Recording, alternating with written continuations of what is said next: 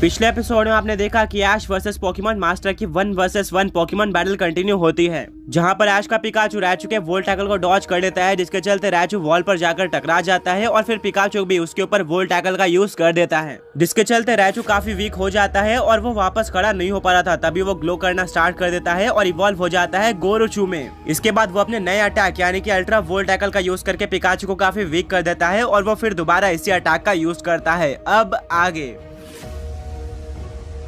ऐश को समझ में नहीं आ रहा था कि अब उसको क्या करना चाहिए, बट उसके पास ज्यादा टाइम भी नहीं था। गोरोचू उसके पास आते जा रहा था, इसलिए ऐश बोलता है पिकाचू इलेक्ट्रो वेब अटैक का यूज करो, जिससे गोरोचू काफी हद तक स्लो हो जाएगा और फिर इस अटैक को डॉज कर लो। पिकाचू इलेक्ट्रो वेब का यूज करता है, बट अल्ट्रा वोल्ट टैकल इतना ज्यादा पावरफुल था कि इलेक्ट्रो वेब अटैक का उसके ऊपर कोई भी असर नहीं पड़ता है। पर लास्ट में पिकाचू एजिलिटी अटैक का यूज करके लकीली इस अटैक को डॉज कर लेता है और उसको कोई भी डैमेज नहीं पड़ता है, जिसके चलते ऐश राहत की सांस लेता है। पर तभी गोरोचू अपना डायरेक्शन मोड़ लेता है और वो अल्ट्रा वोल्ट टैकल को रोकता नहीं है, बल्कि वापस से पिकाचू की तरफ आ रहा होता है उस अटैक को यूज करने। पोकेमॉन मास्टर बोलते हैं गोरोचू बहुत बढ़िया, हमें बिल्कुल इसी तरह खेलना है और ऐश को कोई भी मौका नहीं देना है कमबैक करने का। गोरोचू काफी तेजी से ऐश के पिकाचू की तरफ बढ़ रहा होता है। ऐश बोलता है पिकाचू वापस से एजिलिटी का यूज करके इस अटैक को डॉज कर लो। पिकाचू बिल्कुल ऐसे करता है और वो अगेन गोरोचू के अटैक को डॉज करके उसके पीछे आ जाता है, बट गोरोचू दोबारा से अपना डायरेक्शन मोड़ता है और वापस से ऐश के पिकाचू की तरफ अल्ट्रा वोल्ट टैकल यूज करना स्टार्ट कर देता है। यानी कि पोकेमॉन मास्टर और गोरोचू दोनों ही पिकाचू और ऐश को आराम करने का टाइम नहीं देना चाहते थे।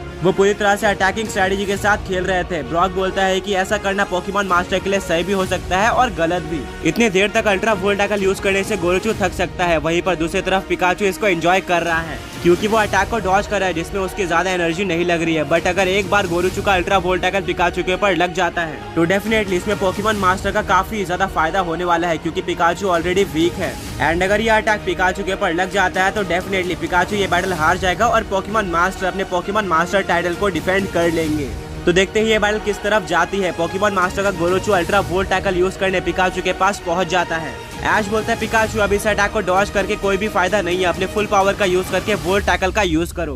किसी को भी बिलीव नहीं हो रहा था कि ऐश ने अल्ट्रा वोल्ट टैकल के सामने वोल्ट टैकल यूज करने कैसे बोल दिया अपने पिकाचू को, जबकि उसके सामने ही पिछले बार पिकाचू बहुत ज्यादा बुरी तरीके से फेल हुआ था अल्ट्रा वोल्ट टैकल के सामने। पोकेमॉन मास्टर बोलते हैं कि इसका मतलब मैं ये बैटल जीत चुका हूँ। वोल्ट टैकल और अल्ट्रा वोल्ट टैकल दोनों ही टकरा जाते हैं, पर जैसा सबने सोचा था उसका बिल्कुल उल्टा होता है। इस बार अल्ट्रा वोल्ट टैकल पूरी तरह से वोल्ट टैकल को ओवर पावर नहीं कर पाता और दोनों अटैक बिल्कुल टक्कर के लग रहे होते हैं, जिसको देखकर पोकेमॉन मास्टर पूरी तरह से स्टन रह जाते हैं। वो बोलते हैं कि ये कैसे पॉसिबल है, एक पिकाचू का वोल्ट टैकल एक गोरोचू के अल्ट्रा वोल्ट टैकल का मुकाबला कर रहा है, ये तो अनबिलीवेबल है। ऐश बोलता है पिकाचू बहुत बढ़िया, अपनी पूरी पावर का यूज कर दो इस वोल्ट टैकल में। पिकाचू अपने वोल्ट टैकल का यूज करके टक्कर तो दे रहा था, बट फिर भी वो धीरे धीरे पीछे की तरफ पुश होते जा रहा था। यानी कि अभी भी गोरोचू का अल्ट्रा वोल्ट टैकल स्लाइटली ऐश के पिकाचू के वोल्ट टैकल से ज्यादा पावरफुल था। बट पिकाचू भी हार नहीं मानता है, वो अपनी पूरी इलेक्ट्रिसिटी का यूज कर देता है और अपना पूरा जोर लगा देता है, जिसके चलते वो पीछे जाना बंद कर देता है और अचानक से एक ऐसा सीन देखने को मिलता है जिसको देखकर सभी लोग शॉक रह जाते हैं। अब पिकाचू के जगह पर गोरोचू पीछे होना स्टार्ट कर देता है, यानी कि वोल्ट टैकल ने अल्ट्रा वोल्ट टैकल को ओवर पावर कर दिया था। पिकाचू अपनी आखिरी लिमिट तक चला गया था, जिसको देखकर सभी लोग शॉक रह जाते हैं और तब एक काफी ज्यादा बड़ा एक्सप्लोजन होता है और पूरे के पूरे स्टेडियम में इलेक्ट्रिसिटी भर जाती है और हर तरफ स्मोक हो चुका था, किसी को कुछ भी नहीं दिखाई दे रहा था। कमेंटेटर बोलता है कि इतना ज्यादा बड़ा एक्सप्लोजन अभी तक पोकेमॉन वर्ल्ड के हिस्ट्री में कभी भी नहीं हुआ था। इससे दोनों पोकेमॉन ट्रेनर्स यानी कि पोकेमॉन मास्टर और ऐश भी इफेक्ट हो चुके थे, वो नीचे गिर जाते हैं और वो भी इंजर्ड हो जाते हैं। कुछ टाइम तक किसी को कुछ भी नहीं पता चलता है कि कौन सा पोकेमॉन हारा है और कौन सा जीता है। लगभग 15 मिनट बाद अब वहाँ से सारा स्मोक हट जाता है और सब कुछ साफ साफ दिख रहा था और वहाँ पर पिकाचू और गोरोचू अभी भी बैटलफील्ड में खड़े हुए थे, यानी कि दोनों ही पोकेमॉन्स नहीं हारे थे। बट वहाँ पर एक काफी वियर्ड सीन देखने को मिलता है। पिकाचू नॉर्मल नहीं दिख रहा था, बल्कि उसके ऊपर काफी ज्यादा इलेक्ट्रिसिटी थी, साथ में थंडर वेव्स भी थी। ऐश और पोकेमॉन मास्टर वापस से खड़े हो जाते हैं और किसी को कुछ भी समझ में नहीं आ रहा था कि अभी क्या हुआ है। बैटल में थोड़ा ब्रेक होता है और फाइनली वापस से बैटल कंटिन्यू हो जाती है। गोरोचू और पिकाचू दोबारा से पूरी तरह से रेडी हो जाते हैं। पोकेमॉन मास्टर अपने गोरोचू को थंडर यूज करने बोलते हैं, वहीं पर ऐश भी अपने पिकाचू को थंडर यूज करने बोलता है। दोनों ही पोकेमॉन थंडर का यूज कर देते हैं, बट यहाँ पर एक ऐसी चीज देखने को मिलती है जिसको देखकर सभी लोग शॉक रह जाते हैं। पिकाचू एक काफी ज्यादा स्ट्रॉन्ग थंडर का यूज करता है, जो कि गोरोचू के थंडर से टकराता है और वो उसको पूरी तरह से ओवर पावर करते हुए गोरोचू के ऊपर लग जाता है, जिससे गोरोचू को काफी ज्यादा डैमेज पड़ता है। पोकेमॉन मास्टर इसको देखकर शॉक रह जाते हैं। वो बोलते हैं कि कोई पोकेमॉन कितना भी ज्यादा स्ट्रॉन्ग हो, इतना ज्यादा स्ट्रॉन्ग थंडर यूज करना किसी भी पोकेमॉन के लिए इम्पॉसिबल है। आखिर पिकाचू ने इसको कैसे यूज किया है, इससे गोरोचू को काफी डैमेज पड़ा था और वो जमीन पर गिर गया था। पोकेमॉन मास्टर बोलते हैं गोरोचू क्या तुम ठीक हो। गोरोचू अपना सर हिलाता है और वापस से खड़े हो जाता है,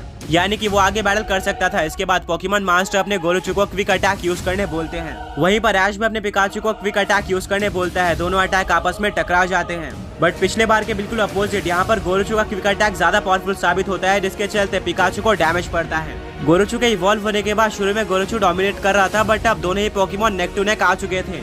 पिकाचू ने गोरोचू की बराबरी कर ली थी। मिस्टी बोलती है कि अगर रायचू गोरोचू में इवॉल्व नहीं हुआ होता तो ये बैटल इतनी लंबी नहीं जाती और अभी तक पिकाचू ने काफी इजीली रायचू को डिफीट कर दिया होता। साइना बोलते हैं कि मिस्टी तुमने बिल्कुल सही कहा है, ऐश का पिकाचू गोरोचू के साथ भी काफी अच्छी बैटल कर रहा है। देखते हैं कि बैटल का रिजल्ट क्या होता है। इसके बाद पोकेमॉन मास्टर अपने रायचू को वाइल्ड चार्ज अटैक यूज करने बोलते हैं। ये एक इलेक्ट्रिक टाइप अटैक था, जिसके चलते गोरोचू पिकाचू के पास बढ़ रहा होता है। इसके काउंटर में ऐश अपने पिकाचू को वोल्ट टैकल यूज करने बोलता है। दोनों ही अटैक टकरा जाते हैं, बट अगेन वही चीज होती है जो कि एक्सप्लोजन के बाद पहले अटैक में देखने को मिली थी। यहाँ पर पिकाचू का वोल्ट टैकल बहुत ज्यादा स्ट्रॉन्ग लग रहा था एक नॉर्मल वोल्ट टैकल से, और ये बिल्कुल भी नॉर्मल नहीं था, जिसके चलते वो गोरोचू के वाइल्ड चार्ज को ओवरपावर कर देता है और गोरोचू काफी तेजी से पीछे वॉल पर जाकर टकरा जाता है, जिसके चलते उसको काफी ज्यादा डैमेज पड़ता है। इसको देखकर मैथ्यू और मिचेल पूरी तरह से शॉक रह जाते हैं। वो बोलते हैं कि मुझे यकीन है कि ऐश कोई चीटिंग कर रहा है, वरना पिकाचू के अटैक इतने पावरफुल हो ही नहीं सकते हैं। मैथ्यू और मिचेल के भाई भी इस बात पे एग्री करते हैं। मिस्टी ब्रॉक से पूछती है कि आखिर ऐश के पिकाचू के अटैक इतने पावरफुल कैसे हो गए हैं। ब्रॉक बोलता है कि ऐश के पिकाचू के अटैक पावरफुल नहीं हुए हैं, बल्कि ऐश के पिकाचू के इलेक्ट्रिक टाइप अटैक पावरफुल हो गए हैं। अगर तुमने नोटिस किया होगा